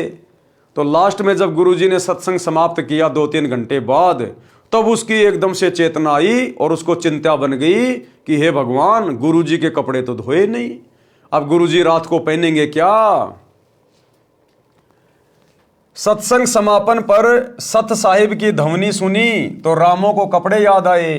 दौड़ी दौड़ी नदी की ओर चली और डरी हुई थी कि आज तो गलती हो गई, गुरुजी के वचन की अवहेलना हो गई, मेरे ऊपर डांट पड़ेगी, गुरुजी नाराज हो गए तो मेरी तो सेवा पर पानी फिर जाएगा। हे भगवान, ये कौन बनी। इन्हीं विचारों में नदी पर पहुंची तो देखा कि बाल्टी खाली थी। अब सतगुरु ने उस रामो बहन का रूप बनाकर, उसकी सच्ची श्रद्धा देखकर, अगर वो बकवाद में समय टाइम पास करती, कहीं अपनी किसी सहेली से कोई फालतू की बातें कर रही होती, तो परमात्मा उसका रूप बनाकर कपड़े धोने नहीं जाते। लेकिन सतगुरु ने देखा कि इसकी सच्ची श्रद्धा है, ये सत्संग सुनना नहीं छोड़ना चाहती थी, सत्संग सुनने के लिए आश्रम की दीवार से कान लगा के बैठी हुई थी। तो सतगुरु तो अंतर्यामी होते हैं। सतगुरु उस रामो बहन का रूप बनाकर और एक रूप में कपड़े धोकर और सुखाकर भी आ गए थे। तो जब रामो बहन गई तो देखा कि बाल्टी में तो कपड़े है ही नहीं, और कपड़े तो सारे सूखे हुए हैं। इन्हीं विचारों में नदी पर पहुंची तो देखा कि बाल्टी खाली थी और वस्त्र धोकर झाड़ियों पर सुखा रखे थे जो सूख चुके थे। रामो उन बहनों से बोली जो पहले से नदी पर अपने वस्त्र धो रही थी कि हे बहनों, ये वस्त्र आपने धोकर सुखाए हैं क्या। सब अन्य महिलाएं रामो की ओर देखने लगी। एक बोली कि बहन, तेरा दिमाग चल गया है क्या, या मजाक कर रही है। आप खुद ही तो कपड़े धो रही थी। बेसब्री होकर हमारे भी छींटे लग रहे थे, तेरे को टोका भी था कि धीरे धीरे कपड़े धो, तो खुद झाड़ियों पर सुखा कर गई थी, अब क्या भांग का नशा करके आई है। अब रामो को समझते देर नहीं लगी और रामो फूट फूट के रोने लगी। भाई और बहनों, धरती पर आज वही कबीर परमात्मा प्रकट है। पहले तो परमात्मा छुप छुप के लीला करते थे, किसी अन्य साधु संत महात्मा का रूप बना के लीला करते थे। आज ये सतगुरु स्वयं अपने ओरिजिनल सतलोक के रूप में धरती पे प्रकट हैं, ओरिजिनल फॉर्म में। यदि ऐसी हमारी सच्ची श्रद्धा होगी, सच्ची लगन होगी, तो परमात्मा ना जाने गुप्त रूप में आप और हमारे लिए क्या क्या कर देंगे। गुप्त रूप में सब काम सार दे, जो भी विपदा आने पड़े। रामो रोने लगी और सब कपड़े उठाकर बाल्टी में डालकर आश्रम की ओर चली। आश्रम में किसी सेवादार ने रामो को आश्रम के बाहर बैठे सत्संग सुनते देर तक देखा था। अब जिस समय रामो सत्संग सुन रही थी आश्रम की दीवार से कान लगा के, तो किसी अन्य सत्संगी ने देख लिया था और उसने जाकर गुरुजी के पास में शिकायत कर दी कि गुरुजी, वो रामो तो घनी निकम्मी हो गई आजकल, आपकी बात भी नहीं मानती। और गुरुजी सारा दिन यहां बैठ के सत्संग सुन रही थी, अब गई है कपड़े धोने, मैंने देखा दौड़ के गई है, अब कब धोएगी, कब सूखेंगे गुरुजी। तो किसी सेवादार ने रामो की शिकायत गुरुजी से कर दी थी। आश्रम में किसी सेवादार ने रामो को आश्रम के बाहर बैठे सत्संग सुनते देर तक देखा था। उसने गुरुजी को बताया कि आज आपके कपड़े गीले ही रहेंगे, क्योंकि रामो तो सत्संग समापन तक बाहर दीवार के कान लगाकर सत्संग सुन रही थी, अभी गई है कपड़े धोने। इतने में रामो ने आश्रम में प्रवेश किया और कपड़े गुरुजी के पास रखकर फूट फूट कर रोने लगी। संत जी ने कपड़े छुए तो पूर्ण रूप से सूखे थे। रामो से रोने का कारण पूछा तो बताया कि गुरुजी, आपने दुखी होकर स्वयं कपड़े धोए, मेरे से गलती हो गई, मैंने ऐसे ऐसे सोचा था कि कुछ देर सत्संग सुनकर कपड़े धोऊंगी, परंतु ध्यान नहीं रहा। गुरुजी बोले कि बेटी, परमात्मा कबीर जी रामो बनकर कपड़े धोए हैं, यानी हमेशा ये परमात्मा अपने आप को छुपाता है। संत रूप में जब भी आते हैं अपने आप को छुपाते हैं। उस समय थे सतगुरु रूप में कबीर जी, लेकिन क्या कहा कि सतगुरु कबीर जी मेरे रूप में आकर तेरे कपड़े धो के गए हैं। गुरुजी बोले कि बेटी, परमात्मा कबीर जी रामो बनकर कपड़े धो गए हैं। जो बच्चा गऊ की नजर में यूं साईं को संत, भगतों के पीछे फिरे भगत वत्सल भगवंत। शब्दार्थ, जैसे गाय अपने बच्चे के ऊपर एक टक नजर रखती है कि कोई पशु पक्षी या मनुष्य मेरे बच्चे को मार ना दे, इसी प्रकार परमात्मा यानी सतगुरु अपने भगत के ऊपर दृष्टि रखता है। जैसे गाय का बच्चा खेलता कूदता किसी और दौड़ जाता है तो गाय भी उसके पीछे पीछे उसकी सुरक्षा के लिए दौड़ती है। इसी प्रकार परमात्मा जो भक्तों का हितकारी है अपने भक्तों के पीछे पीछे फिरता है, उनकी सुरक्षा के लिए साथ रहता है। परमात्मा ने इब्राहिम सुल्तान आदम को नरक से निकालने के लिए बांदी रूप स्त्री बनकर शरीर पर कोरड़े खाए थे। बेटी, दुखी ना हो, तेरा उद्देश्य गलत नहीं था। परमात्मा तो सच्ची लगन व भाव के भूखे हैं। रामो शांत हुई, सत्संग से रामो बस गई, मोक्ष भी मिला।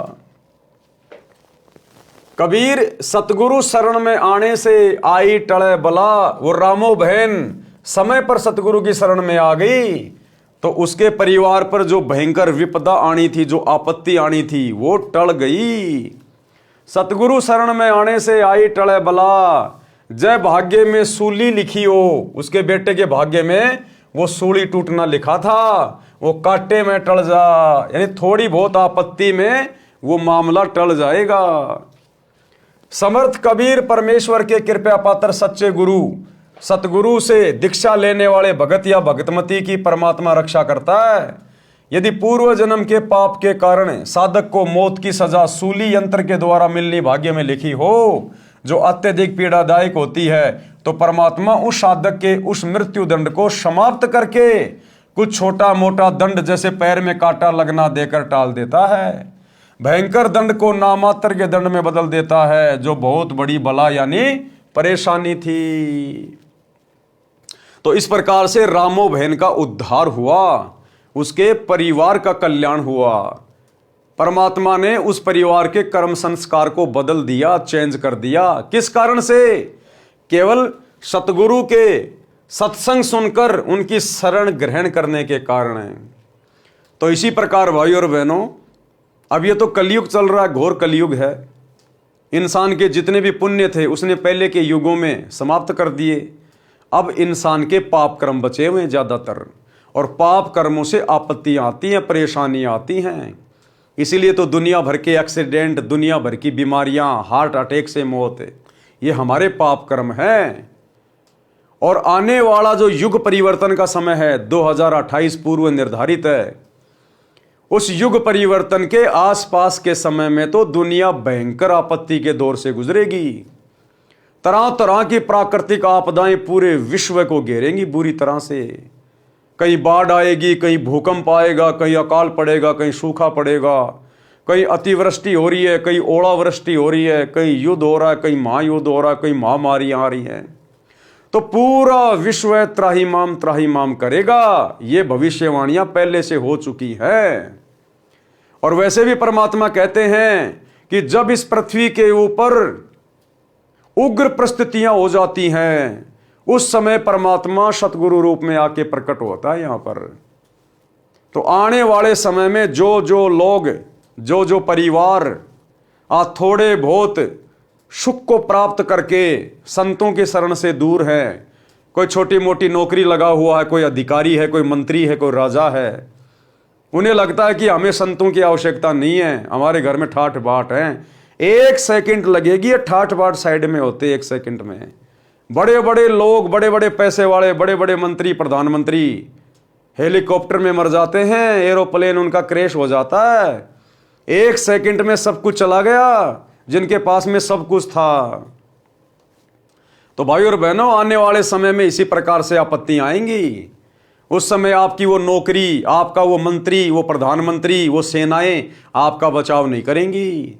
बचाव करेगी भक्ति, और वो भी सच्चे सतगुरु की शरण में आकर की गई भक्ति।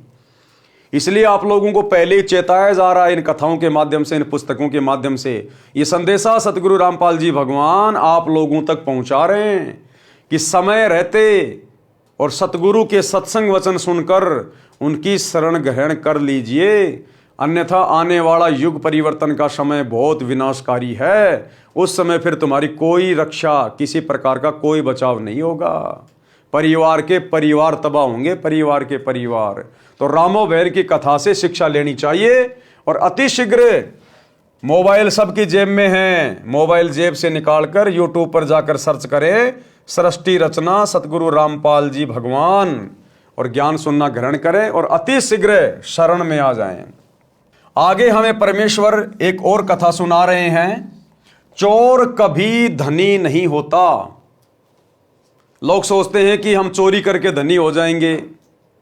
जैसे आजकल दुनिया भर के फ्रॉड बेचारे भोले भाले व्यक्तियों के साथ में हो रहे हैं, जिनको साइबर फ्रॉड कहते हैं। बेचारों को गुमराह करके उनके खाते से पैसे वगैरह निकाल लेते हैं, या कोई रिश्वत लेता है, कोई मिलावट करता है, कोई चोरी करता है और सोचता है इसी प्रकार से हम धनी हो जाएंगे। ये तो आप और हमारी जीव सोच है, बहुत छोटी सोच है। हम धन से धनी नहीं हो सकते चोरी करके, उल्टे काम करके। हम पाप कर्मों के धनी हो सकते हैं, पाप की मालगाड़ी भर सकते हैं हम। और चलो तुमने किसी के साथ में ठगी कर ली, चोरी कर ली, मिलावट करके तुमने पैसे भी कमा लिए, वो पैसे तुम्हारे साथ में नहीं जाएंगे।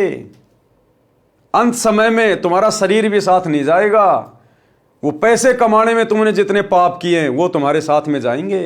वो पैसा तुम्हारा यही रह जाएगा, खाया खर्चा जाएगा। और अगर चोरी करने से सेठ बना जाता हो तो भाई मेहनत कौन करेगा?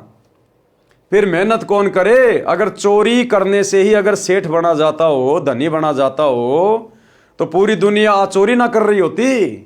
किसान खेतों में मेहनत क्यों करता? कोई इंसान नौकरी क्यों करता? मजदूर मजदूरी क्यों करता? सब चोरी ना करते।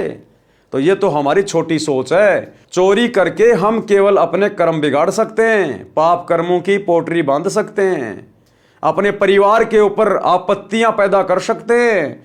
क्योंकि जिस घर में चोरी का पैसा आता है, जिस घर में रिश्वत का पैसा आता है, उस परिवार के सदस्यों को जहर देने की जरूरत नहीं है। वो चोरी, ठगी, रिश्वत का पैसा एक दिन उस परिवार के लिए जहर का काम करेगा। कोई एक्सीडेंट में मरेगा, कोई बीमारी में मरेगा, कोई हार्ट अटैक से मरेगा, कोई लड़ाई झगड़े में मरेगा। तो गुरुदेव हमें समझाना चाह रहे हैं कि नेक नीति से धन अर्जित करो और भाई सतगुरु की शरण में आ जाओ। तुम्हारे भाग्य में धन नहीं होगा तो भी ये परमात्मा अपनी कलम से तुम्हारे भाग्य में धन लिख देगा। इतना समर्थ है सतगुरु।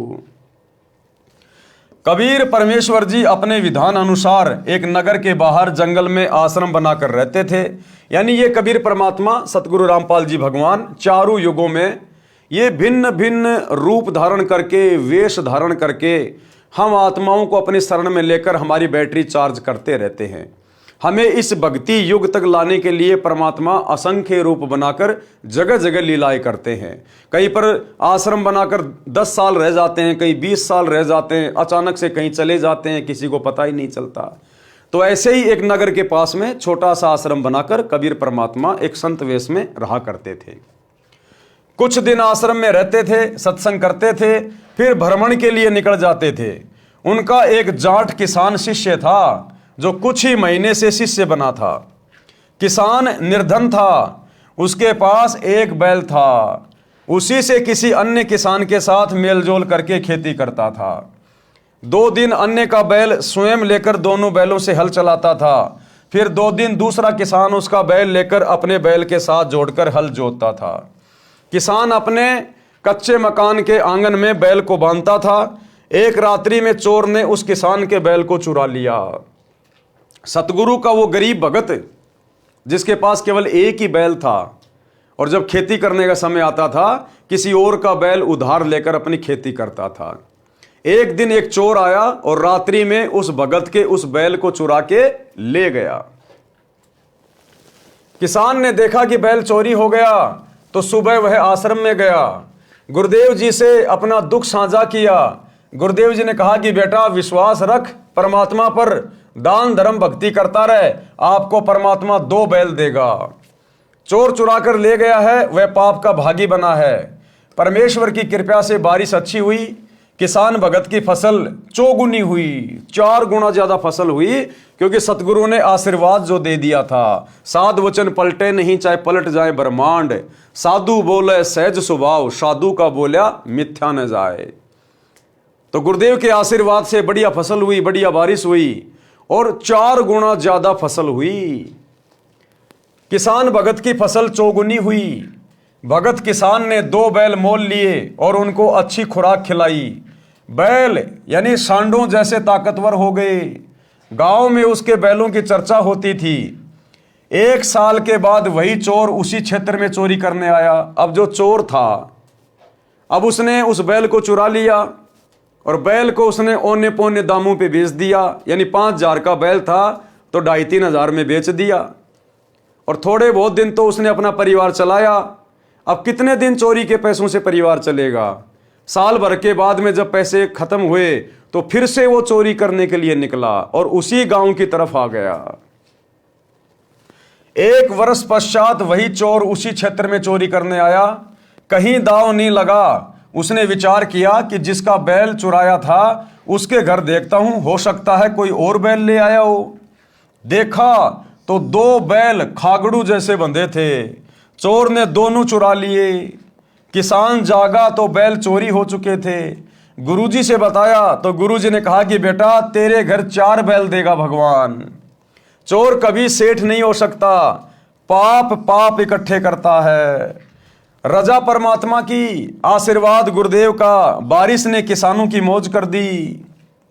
भगत किसान के पास जमीन पर्याप्त थी परंतु बारिश के अभाव से खेती थोड़े क्षेत्र में करता था। बारिश अच्छी हो गई, 2 बैल मोल लिए, 2 कर्जे पर लिए, खेती अधिक जमीन में की, 1 नौकर हाड़ी रखा। 1 वर्ष में सब कर्ज भी उतर गया। बैल 4 हो गए, खागड़ू जैसे मोटे मोटे तगड़े तगड़े। मकान भी पक्का बना लिया। चोर 2 साल के बाद उधर गया और पहले उसी किसान की स्थिति देखने लगा। चोर ने देखा कि 4 बैल सांडू जैसे बंधे हुए हैं। चोर तो माथा पकड़ के बैठ गया कि हे भगवान, मेरा तो दिवाला निकल गया, मेरा तो परिवार बर्बादी के कगार पे आ गया। इसके बैल चोरी करते करते और इसके घर में 3 बैल चोरी हो गए, फिर भी इसके घर में परमात्मा ने मौज कर रखी है। तो चोर ने सोचा भैया इस आदमी से तो पूछना चाहिए ये क्या जंतर मंत्र करता है। तो चोर उसके पास गया। चोर ने किसान को रात्रि में नींद से उठाया तो किसान बोला कौन हो आप? चोर ने कहा कि मैं चोर हूं, जिसने तेरे 3 बैल चुराए थे। किसान बोला भाई मेरी नींद खराब ना कर, तू अपना काम कर, परमात्मा अपना काम कर रहा है, मुझे सोने दे। अब भगत तो टेंशन फ्री हो गया। भगत को तो पता चल गया ना कि तेरा तो बुरा हो ही नहीं सकता, तेरे ऊपर तो सतगुरु का पंजा है। तू तो केवल अपना दान धर्म करता रहे, मर्यादा में रह के भक्ति करता रहे, तेरा तो सतगुरु बाड़ी बाका नहीं होने दे रहा। तेरा तो जब जब कोई नुकसान करता है परमात्मा तुझे आगे ही बढ़ाता है। तो चोर ने कहा भैया तू एक काम कर, तू चोर है ना तो तेरा काम चोरी करना है, तू चोरी कर, मेरी नींद क्यों खराब कर रहा है, मुझे सोने दे। चोर ने पैर पकड़ लिए और बोला हे देवता मेरे से अब चोरी नहीं हो रही। एक बात बता, आपका चोर आपके सामने खड़ा है, आप पकड़ भी नहीं रहे हो। हे भाई तेरा 1 बैल मैंने चुराया, तेरे घर अगले वर्ष 2 बैल खागड़ू जैसे बंधे थे, वे दोनों भी मैंने चुरा लिए। आज 2 वर्ष पश्चात आपके आंगन में 4 बैल खागड़ू जैसे बंधे हैं और मेरा सर्वनाश हो चुका है। बालक भी भूखे रहते हैं, मुझे मार चाहे छोड़, मुझे तेरे विकास का राज बता, कि मुझे तू ये रहस्य बता, ये बात क्या है। चाहे तू मुझे मार चाहे मुझे छोड़, मैंने तेरे को सच्चाई बता दी। मैं भी जाट किसान हूं। चोर क्या बोला कि मैं भी जाट किसान हूं, जमीन भी है और निर्धनता बेअंत है, यानी गरीबी का कोई ओढ़ नहीं है। भगत किसान ने उसको कहा कि आप स्नान करो, खाना खाओ। चोर ने वैसा ही किया। फिर भगत उस चोर को आश्रम में लेकर गया, गुरुदेव से सब घटना बताई। गुरुदेव ने चोर को समझाया। 7-8 दिन भगत किसान ने अपने घर पर रखा और प्रतिदिन गुरुजी से मिलाकर सत्संग सुनाया। चोर ने दीक्षा ली। गुरुजी ने कहा कि भगत बेटा नए भगत को 1 बैल दे दे उधार। अब गुरुजी ने उस किसान को क्या कहा कि बेटा ये जो पहले चोरी करता था ना, अब ये भगत बन गया, नाम ले लिया, तू इसको 1 बैल उधार दे दे, ये भी अपनी मेहनत मजदूरी करके खाएगा और परमात्मा इस पे भी दया करेगा, इसका भी धंधा अच्छा चलाएगा, बढ़िया इसकी फसल होगी, फिर ये तेरे को दे देगा वापस। नए भगत को 1 बैल उधार दे दे, खेती करेगा, तेरे पैसे लौटा देगा। भगत ने कहा गुरुजी ठीक है। भगत किसान ने नए भगत को 1 बैल दे दिया। नया भगत प्रति महीना सत्संग में आता था, पूरे परिवार को नाम दीक्षा दिला दिया। 2 वर्ष में वित्तीय स्थिति अच्छी हो गई, यानी गुरुदेव के आशीर्वाद से 2 साल में उसकी आर्थिक स्थिति भी अच्छी हो गई। 1 बैल प्लस 3 पहले वाले चोरी वाले बैलों के रुपए लेकर चोर भगत उस किसान भगत के घर आया।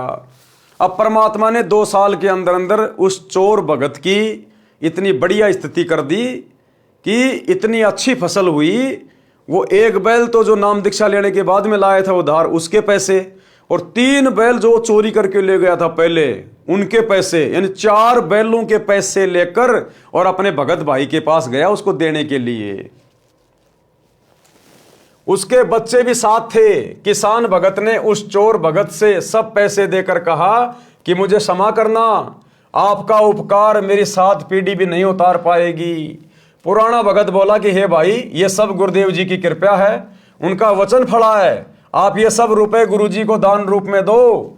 मेरे को तो उन्होंने पहले ही कई गुना बैलों की पूंजी दे दी थी, मेरे काम की नहीं। दोनों भगत गुरुजी के पास गए और सारी दान राशि चरणों में रख दी।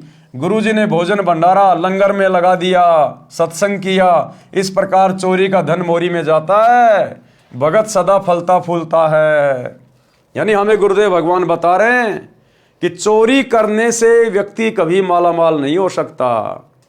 यानी नेक नीति से कमाई करने वाला भी यदि उसके भाग्य में भक्ति धन नहीं है, उसके पिछले पुण्य नहीं है और बहुत अच्छा आदमी है, लेकिन वर्तमान में सच्चे गुरु की शरण में नहीं है, तो नेक नीति से काम करने वाला व्यक्ति भी नहीं फलेगा, नहीं फूलेगा।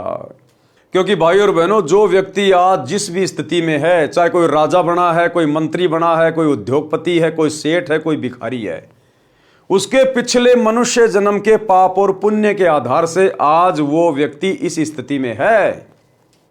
और जब उसके पिछले जन्मों के पुण्य समाप्त होते हैं, ना वो मंत्री पद पे रह पाता, कोई भी कारण बनेगा, चाहे उसको जनता का समर्थन ना मिले, वो हार जाएगा, या एक्सीडेंट में उसकी मृत्यु हो जाएगी, या अन्य और किसी प्रकार का कोई घाटा हो जाएगा। क्योंकि यहां जो भी कुछ होता है पाप और पुण्य के आधार से होता है, और ये पाप और पुण्य सतगुरु की शरण में आकर ही सेट होते हैं। यदि हमारे पास में पुण्य नहीं है तो सतगुरु की शरण में आकर भक्ति करने से हम नए सिरे से पुण्य बनाते हैं। यदि पाप कर्म ज्यादा है, हमें दुखदाई है, हमारे ऊपर संकट आ रहे हैं, आपत्तियां आ रही हैं, तो सतगुरु की शरण में आने से पाप कर्म कटते हैं, हल्के होते हैं। तो भाई और बहनों, नेक नीति और ईमानदारी से हमने अपना व्यवसाय करना है, अपना काम धंधा करना है। हमने शौपन में भी किसी की आत्मा नहीं दुखानी है, अन्यथा हम गुरुपद और मर्यादाओं से उसी समय नीचे गिर जाएंगे। संस्कार छूत के रोग की तरह फैलते हैं। अच्छे तथा बुरे संस्कार संक्रमण रोग की तरह फैलते हैं। जैसे भगत के हाथ से बोए गए बीज में भी भक्ति संस्कार प्रवेश होते हैं। जो उस अन्न को खाता है उसमें भी भक्ति की प्रेरणा होती है। यदि कोई नशा करने वाला तथा किसी प्रकार के अन्य विचारों को मन में मंथन करता हुआ हाड़ी बीज बोता है तो उस बीज में भी उसके विचार प्रवेश होते हैं जो उस अन्न को खाने वाले को प्रभावित करते हैं। इसीलिए तो कहते हैं जैसा खाओगे अन्न वैसा होगा मन, और जैसा पियोगे पानी वैसी होगी वाणी। क्योंकि हम किस घर का अनाज खा रहे हैं, किस घर का पानी पी रहे हैं। खाना बनाते समय माता बहनों के दिमाग में क्या चल रहा है, कोई सुखी है, कोई दुखी है, कोई क्या चिंतन कर रही है, वो गुण उस खाने में प्रवेश करते हैं और खाने वाले को भी प्रभावित करते हैं। इसलिए गुरुदेव कह रहे हैं कि ये जो संस्कार होते हैं ना, ये संक्रमण की तरह फैलते हैं, संक्रमण की तरह, छूत के रोग की तरह। इसलिए हमने बहुत सोच समझकर अन्य घर में खाना खाना चाहिए, वहां का पानी पीना चाहिए, बहुत सोच समझकर, क्योंकि खाने पीने का हमारे विचारों पर बहुत गहरा असर पड़ता है। उदाहरण दिया गुरुदेव भगवान ने। एक बहन ने गुरुजी से दीक्षा ले रखी थी। उसके घर पर गुरुजी आए तथा साथ में एक शिष्य भी था। उस बहन की बहन भी किसी कार्यवश उसी दिन आ गई। एक बार एक गुरु था, वो अपने एक चेले के साथ में अपनी एक शिष्या के घर गया। उस दिन उसकी बहन भी घर आई हुई थी, और जो उसकी बहन जो घर आई थी वो बहुत दुखी थी, क्योंकि थोड़े दिन पहले उसकी बेटी का पति मर गया था। इस बात को लेके बड़ी चिंतित थी वो कि हे भगवान मेरी बेटी का क्या होगा, हे भगवान मेरी बेटी विधवा हो गई, अब इसका आगे क्या होगा। और वो खाना बना रही थी उन संतों के लिए, और खाना बनाते बनाते इस प्रकार के चिंतित विचार उसके दिमाग में चल रहे थे, और वो सारे विचार उस खाने में ऐड हो रहे थे। रात को उस संत के चेले को सौंपन आया। एक बहन ने गुरुजी से दीक्षा ले रखी थी, उसके घर पर गुरुजी आए तथा साथ में एक शिष्य भी था। उस बहन की बहन भी किसी कार्यवश उसी दिन आ गई। उसका दामाद मृत्यु को प्राप्त हो गया था। लड़की के छोटे छोटे बच्चे थे, वो बहुत चिंतित थी। रह रहकर विचार उठ रहे थे कि बेटी का निर्वाह कैसे होगा। बेटी तो उजड़ गई, देवर जेठ किसी के नहीं होते, बच्चों को कौन पालेगा। हे भगवान ये क्या बनी, कौन से जन्म का पाप आड़े आ गया। उपदेशी बहन भोजन बनाने लगी तो उसकी बहन उसकी सहायता करने लगी। वो जिसका दामाद मर गया था वो भी खाना बनाने में सहयोग करने लगी। अधिक भोजन उस बहन ने बनाया जिसका दामाद मर गया था। संत भगत खाना खाकर सो गए। सुबह भगत ने गुरुदेव जी से कहा कि हे गुरुदेव, आज रात्रि में निंद्रा के दौरान मन बहुत दुखी रहा। जैसे मेरा दामाद मर गया, बेटी के छोटे छोटे बच्चे हैं, उनकी बेहद चिंता सताती रही। इसका क्या कारण होगा, कैसे निर्वाह होगा। गुरुजी ने अपनी शिष्या से पूछा कि बेटी आज रात्रि का भोजन किसने बनाया था। उसने उत्तर दिया कि मेरी छोटी बहन आई है, उसने बनाया था। संत ने पूछा उसको कोई कष्ट है क्या। शिष्या ने उत्तर दिया कि गुरुदेव कष्ट तो बहुत ज्यादा है। लड़की के छोटे छोटे बच्चे हैं, दामाद की मृत्यु हो गई है, सारा दिन मेरी बहन इसी चिंता में रहती है। दिन में कई बार ये कहती रहती है कि बेटी का क्या होगा, कैसे बच्चों का पालन करेगी। गुरु जी ने शिष्य को बताया कि उस बेटी के विचार भोजन में प्रविष्ट हुए और खाने वाले को प्रभावित किया। मेरे को भी यही परेशानी सारी रात रही थी। वो गुरु जी बोला कि बेटा मेरे को भी पूरी रात सौपन में इसी प्रकार के कष्ट हो रहे थे।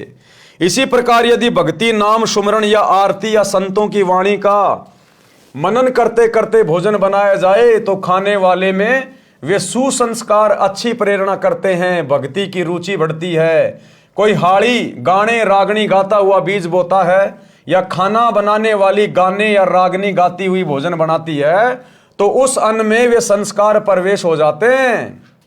उसे खाने वाले का स्वभाव भी उसी प्रकार बकवाद करने को प्रेरित होता है, जिसका परिणाम वर्तमान 1997 के आसपास में दिखाई दे रहा है।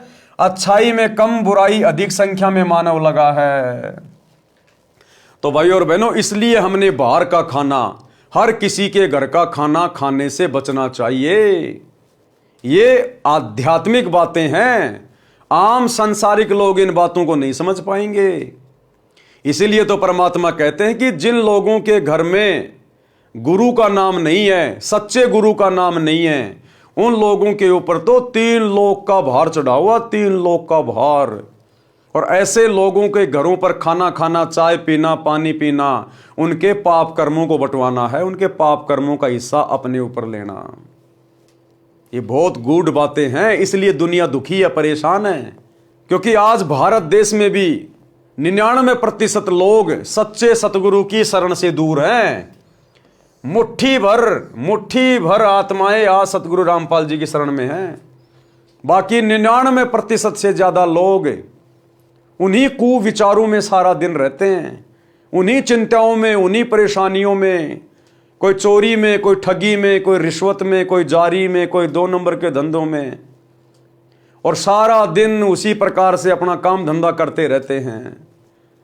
तो उन लोगों के विचार उस खाने में प्रविष्ट हो जाते हैं जिसके घर का हम खाना खाते हैं, और इस प्रकार से फिर वो संस्कार हमारे को प्रभावित करते हैं, भक्ति में बाधा उत्पन्न कर देते हैं। भक्ति में बाधा। यदि संतों की वाणी, पाठ, आरती, सुमरण करने वालों की संख्या अधिक हो जाएगी तो वातावरण भक्तिमय हो जाएगा। प्रत्येक व्यक्ति के मन में भगत जैसे भाव उपजेंगे। उस वातावरण को बनाने के लिए घर घर में आरती, रमणी तथा नित्य नियम चलना चाहिए।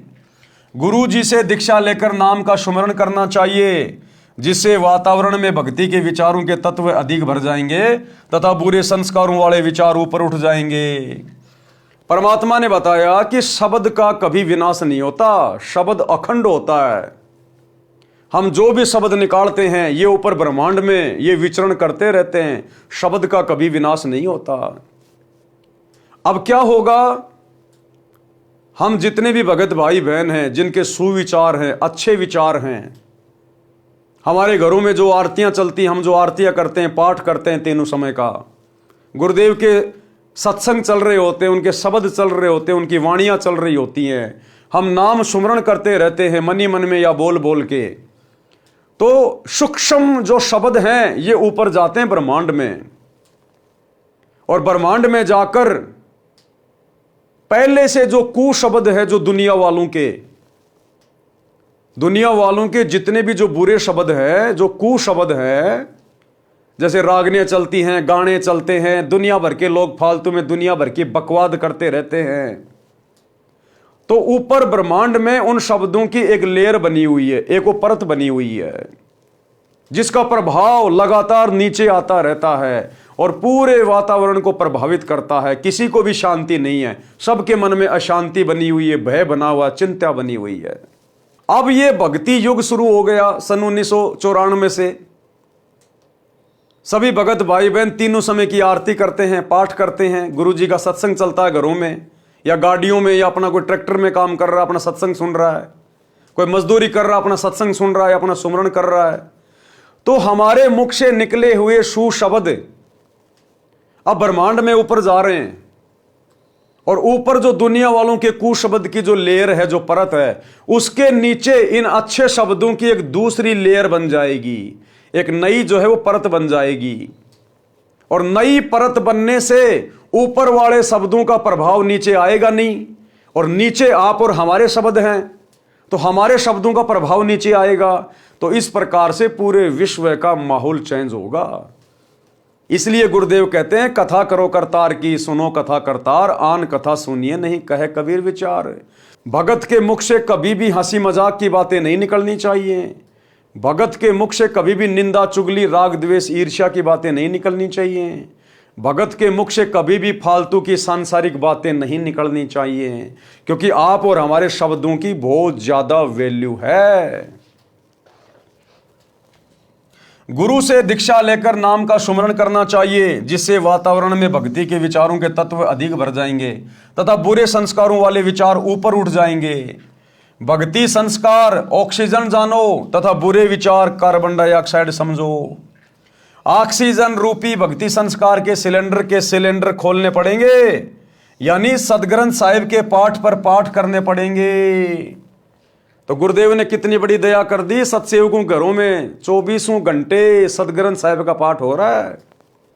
गुरुदेव ने इसीलिए तो घर घर में पाठ प्रकाश की मेमोरी भिजवा दी। आज कई हजारों की संख्या में सत्सेवक भाई बहनों के घरों में परमात्मा की अखंड वाणियां चलती रहती है, मीठी मीठी आवाज में। लगातार ब्रह्मांड में वो सुशब्द जा रहे हैं, और इसी प्रकार से धीरे धीरे ये दुनिया का वातावरण बदलेगा। इसीलिए तो हम सभी सत्सेवक भाई बहन तीनों समय नित्य नियम पुस्तिका में पाठ करते हैं, तीनों समय की आरती मुख से बोलते हैं, ताकि ये शब्द ब्रह्मांड में जाएं। यानी सदग्रंथ साहिब के पाठ पर पाठ करवाने पड़ेंगे तथा तीनों समय की संध्या नित्य कर्म करने होंगे, सुमरण करना होगा। भक्ति करने वालों की संख्या बढ़ेगी तो भक्ति के विचार भी पृथ्वी पर अधिक फैलेंगे, जिनसे प्रत्येक के मन में शांति का आभास होगा। सत्संग करने किसी के घर जाते थे तो पहले दिन तो हमारा भी मन अशांत हो जाता था, फिर प्रत्येक भगत अपनी अपनी रमेणी सुबह के नित्य नियम, शाम की आरती तथा सुमरण करते, फिर सत्संग सुनाता, तब उस घर से बुरे विचार यानी कुसंस्कार निकल जाते। सुसंस्कारों की अधिकता होने से मन शांत होता। जब हम सत्संग या पाठ करके अगले गांव जाने लगते थे तो पूरा परिवार रोने लग जाता था। उनको इतनी शांति तथा संत भक्तों के संग में मिलती थी, उन संस्कारों का प्रभाव महीनों भर रहता था। यदि नाम लेकर प्रतिदिन की तीनों संध्या व सुमरण परिवार के लोग करने लग जाएं तो वह शांति सदा बनी रहेगी। जो बीड़ी हुक्का में तमाकू पीता है और वह बीज बोता है तो उस अन्न में भी तमाकू की वासना सूक्ष्म तत्व प्रवेश कर जाते हैं। उस अन्न को खाने वाले में भी तमाकू सेवन करने की प्रेरणा बन जाती है। देखो कितना गहरा असर होता है। अगर कोई किसान अपने बैलों से, ऊंट से या फिर ट्रैक्टर से, यदि किसी ने नशा कर रखा है, शराब पी रखी है और बीज बो रहा है, कोई बीड़ी पी रहा है, कोई हुक्का पी रहा है और अपने बैल से या फिर अपने ऊंट से या ट्रैक्टर से खेत में बीज डाल रहा है। पहले किसान क्या किया करते थे, 2 हड़ाई भरते, उसके बाद बैठ जाते, चिलम पीने लग जाते, फिर 2 हड़ाई भरते, फिर चिलम पीने लग जाते। तो गुरुदेव कह रहे हैं उस बीज को खाने वाले व्यक्ति में भी नशा करने की प्रवृत्ति ऑटोमेटिक पैदा हो जाती थी। और अब हम भगत भाई बहन अपने अपने खेतों में जब अपने गुरुदेव भगवान का सत्संग सुनते सुनते या सुमरण करते करते बीज बोएंगे, खेती बाड़ी करेंगे, फसल की जो है हम कटाई करेंगे, क्योंकि भगत का तो या तो सत्संग सुनेगा या फिर सुमरण करेगा, और तो कोई काम है ही नहीं। तो भगत के घर का अन्न यदि कोई खाएगा तो उसमें भी भक्ति करने की प्रेरणा उठेगी, उसमें भी नेक विचार उत्पन्न होंगे। इस प्रकार से देश दुनिया का माहौल धीरे धीरे बदलेगा जैसे जैसे भगत समाज की संख्या बढ़ेगी और भगत समाज विधि विधान से गुरुदेव भगवान की भक्ति करेगा। जिस कारण से नशा तेजी से युवाओं में बढ़ रहा है। जब तक बच्चे हैं तब तक तो पिता, चाचा, ताऊ, दादाजी के डर से तंबाकू सेवन नहीं करते, परंतु युवा होते ही वे संस्कार प्रबल हो जाते हैं और नशे की आदत शीघ्र पड़ जाती है। मेरा उद्देश्य है किसका? गुरुदेव भगवान का। मेरा उद्देश्य है कि मानव समाज से नशा तथा अन्य सर्व बुराई जड़ से समाप्त करके धरती पर स्वर्ग बनाऊं। परमात्मा कबीर जी का कहा वचन साकार हुआ देखना चाहता हूं। उन्हीं की प्रेरणा व शांति से यह अनमोल कार्य सफल हो रहा है। ये दास तथा मेरे अनुयायी सच्ची नीयत से इस मिशन की सफलता के लिए प्रयत्नशील है। सफलता की पूरी आशा है। जब गुरुदेव भगवान ने कह दिया कि सफलता की पूरी आशा है तो उसे कोई मिटा नहीं सकता। साध वचन पलटे नहीं, पलट जाएं ब्रह्मांड। सांसारिक चूचू में भक्ति करनी पड़ेगी। तो भाई और बहनों, आज के वीडियो में हम केवल इतना ही लेंगे। हम धीरे धीरे इस पवित्र पुस्तक जीने की राह के ऊपर वीडियो बनाते हुए आगे बढ़ेंगे, क्योंकि हमारा मकसद केवल वीडियो बनाकर छोड़ना नहीं है। हमारा मकसद है इन कथाओं से शिक्षा लेना। सतगुरुदेव भगवान हमें क्या समझाना चाहते हैं, हमें कैसा भगत बनाना चाहते हैं, अपने मिशन को किस प्रकार से आगे बढ़ाने के लिए आप और हम सभी भगत भाई बहनों ने सेवा करते हुए मिशन में सहयोग करना है।